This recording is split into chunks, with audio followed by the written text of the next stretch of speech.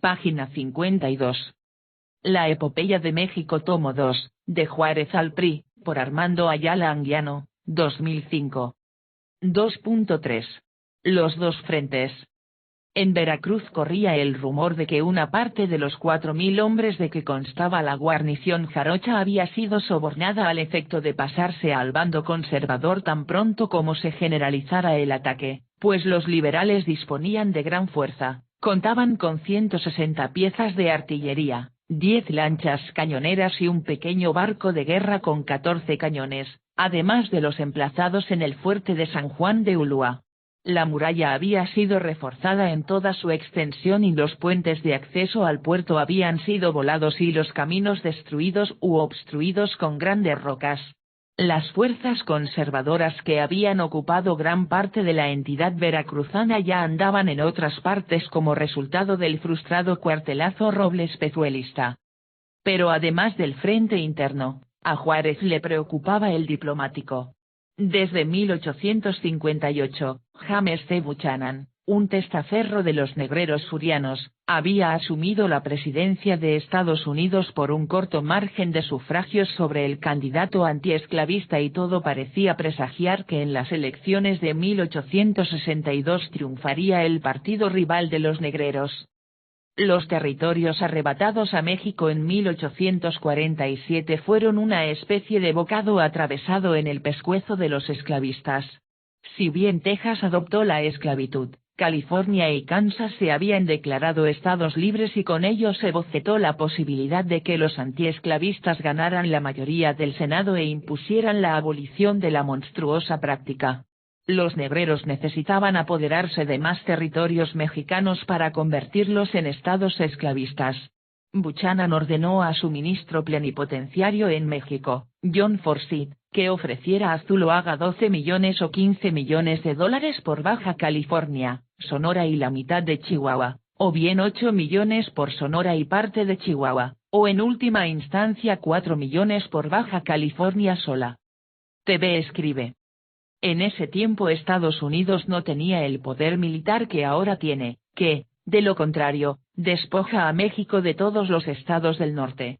Y si lo hubiese hecho, controlar tan vasto territorio le representaba una hazaña tremenda. Además, la réplica de otros países esclavistas de Europa, también iban a querer una parte del botín. Gracias a la esclavitud, Estados Unidos pudo acumular riqueza y con eso alzarse como gran potencia. En la esclavitud tiene su linaje de poder. Ayala Anguiano escribe. El ministro de Relaciones de Zuloaga era Luis G. Cuevas, un jurisconsulto tan arrogante como un grande de España y que solo con reservas concedía a los yanquis la calidad de seres humanos. Contestó con una diplomática censura al ministro por andar proponiendo indecencias. El 21 de junio Forsyth rompió relaciones con Zuloaga, pero se quedó en el país y durante 4 meses prestó su palacete de Tacubaya a los puros, que permanecían en la ciudad como quintacolumnistas. Esos puros, en la residencia imprimían y almacenaban propaganda subversiva, contra su propio país, y en terrenos del palacete hicieron enterrar 47 barras de plata enviadas por el cacique de Michoacán, Epitafio Huerta, como participación del botín obtenido en un escandaloso saqueo a la Catedral de Morelia. Durante esos 4 meses, Miguel Lerdo de Tejada vivió como huésped en la residencia del embajador yanqui. Proclamaba abiertamente su anhelo de que Estados Unidos se apoderara de todo México, de que se impusiera en el país el uso del idioma inglés y se prohibiera la religión católica, de que México se americanizara con la inmigración masiva de yanquis y de algunos miles de oficiales y sargentos que enseñaran a las tropas nativas lo que es la disciplina militar. Veracruzano, hijo de un abarrotero español, de buen porte y con conocimientos de economía, Lerdo siempre había impresionado favorablemente a los norteamericanos que llegaban al país. TV escribe. Este tipo de actitudes, como la Lerdo de Tejada, no son enseñadas en las escuelas, ya que representan una vergüenza, como hay gente en la política que es entreguista a los intereses extranjeros. No vaya a ser que esa actitud aún siga viéndose en la actualidad y con eso quede demostrado que hay una tremenda división de intereses políticos dentro de la nación mexicana. Ayala Anguiano escribe. Lerdo de Tejada con Forsyth trabó una estrecha amistad. Lo convenció de que los mexicanos herederos del delirio de grandeza español jamás consentirían en entregar su territorio al vecino del norte, pero que en cambio se dejarían regir por medio de un protectorado con otro nombre, el cual podría establecerse mediante la firma de tratados en los que se concediera a Estados Unidos el derecho de tránsito libre a través de amplias zonas del país y el de fijar los impuestos aduanales. Forsyth propuso al Departamento de Estado el proyecto de Lerdo, pero sus gestiones quedaron en el aire cuando Buchanan resolvió que a él no le interesaban los protectorados con otro nombre sino la adquisición abierta de territorio. TV escribe. Dijo Buchanan, o me entregan todo o no hago negocios. Estados Unidos sabía que un protectorado, con el tiempo se rebelaría. Lo mejor es apoderarse del terreno y dejar de compartir ganancias. Ayala Anguiano escribe. Según Lerdo y sus amigos puros, la población de la capital ya no aguantaba a Zuloaga y bastaría con la aparición de un pequeño ejército liberal para que el pueblo entero se levantara en defensa de la Constitución.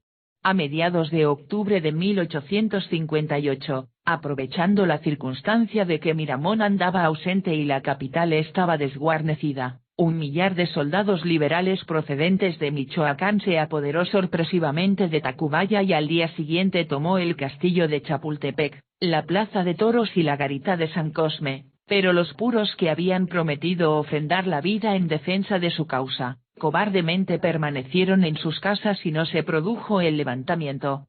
3 días más tarde Zuloaga pudo reagrupar fuerzas y los liberales tuvieron que volver a sus tierras. TV escribe. Zuloaga debió perseguir a los traidores y juzgarlos, y no dar perdón jamás.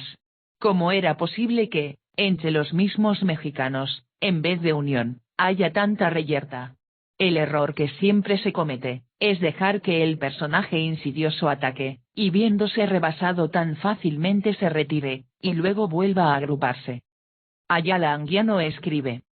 Tras este fracaso, Forsyth regresó a Estados Unidos y Lerdo de Tejada se trasladó sucesivamente a Michoacán, a Guadalajara y a Zacatecas, plazas en las que anduvo intrigando, fíjese bien, anduvo intrigando, y tuvo que abandonar esos lugares cuando el enemigo se acercaba. Luego quiso ir a Monterrey para conferenciar con el cacique Vidaurri, pero antes de llegar a su destino cambió abruptamente su ruta para dirigirse a Veracruz, a donde llegó el 2 de enero de 1859. Tal vez alguien, que pudo haber sido Forsyth, había avisado a Lerdo que un agente investigador de la absoluta confianza de Buchanan iba camino a México para ver con cuál de los bandos en pugna era más conveniente restablecer las relaciones diplomáticas, y Lerdo recibió la indicación de trasladarse a Veracruz para estar presente en el sitio clave. Juárez asignó al influyente advenedizo los cargos de ministro de Hacienda y Fomento. Además de ser un intrigoso, por eso lo premiaron. William H. Churchill, un político negrero de Tennessee, desembarcó en Veracruz un par de semanas después. Apresuradamente saludó a los gobernantes liberales y prosiguió hacia la Ciudad de México. En Washington seguían pensando que los conservadores acabarían por entrar en razón o que Robles Pezuela ganaría la presidencia, pero Churchill se convenció muy pronto de la escasa valía de ese general y de que Miramón jamás vendería ni un metro cuadrado de territorio, por lo cual regresó a palpar el terreno en Veracruz. Churchill se entusiasmó por Lerdo de Tejada y sus tendencias all-american, la forma en que se mostraba tan servil al poder yanqui. El ministro de Relaciones, Melchor Ocampo, también le pareció un buen elemento, sobre todo después de que firmó una carta en la que manifestaba su aceptación para negociar la venta de Baja California. En ese entendimiento y aclarando que en breve sería enviado a México el diplomático facultado para otorgar el reconocimiento, Churchill regresó a su país. TV escribe. Lerdo de Tejada y Melchor Ocampo, desvergonzados, sentían un gran apasionamiento por vender territorio a Estados Unidos. Tal vez Lerdo y Ocampo deberían tener un monumento y ser motivo de adoración por parte de los políticos que gustan de entregar los recursos naturales a las potencias extranjeras. Ayala Anguiano escribe. Melchor Ocampo sabía que la carta en cuestión iba a servir para que se le exhibiese como discípulo de Lorenzo de Zabala. Lo mismo a Juárez.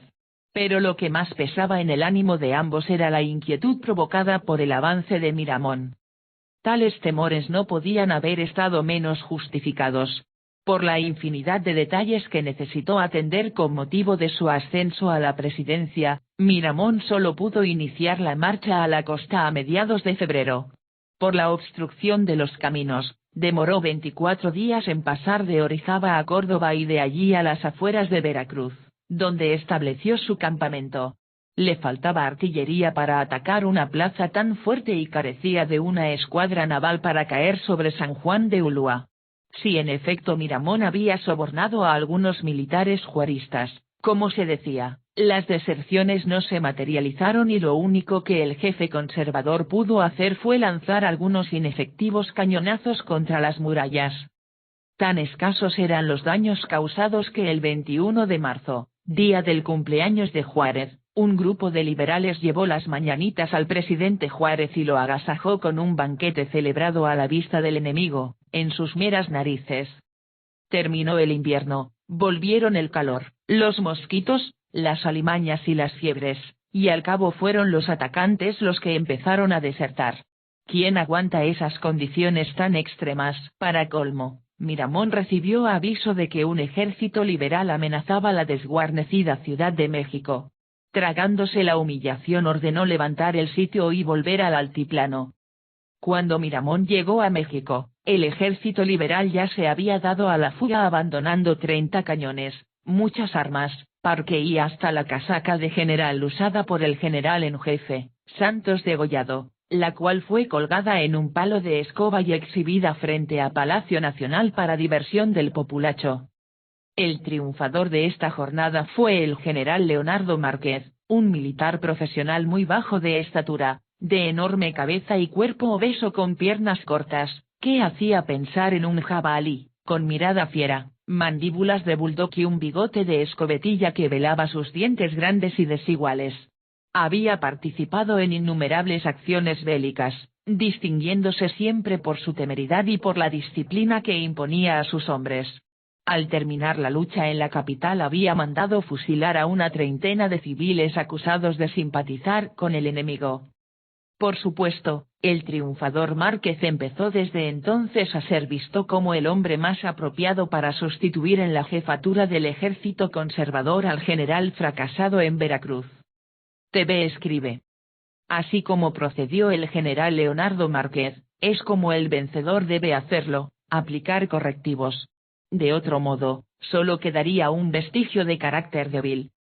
No se debe tener condescendencia con los traidores. El líder, siempre debe mandar a hacer lo que debe hacerse y asegurarse de que se haga. Por las luchas intestinas entre liberales y conservadores, es que México descuidó su defensa ante las potencias extranjeras. Lamentablemente, parece que esta costumbre, nunca se ha abandonado. Página 57.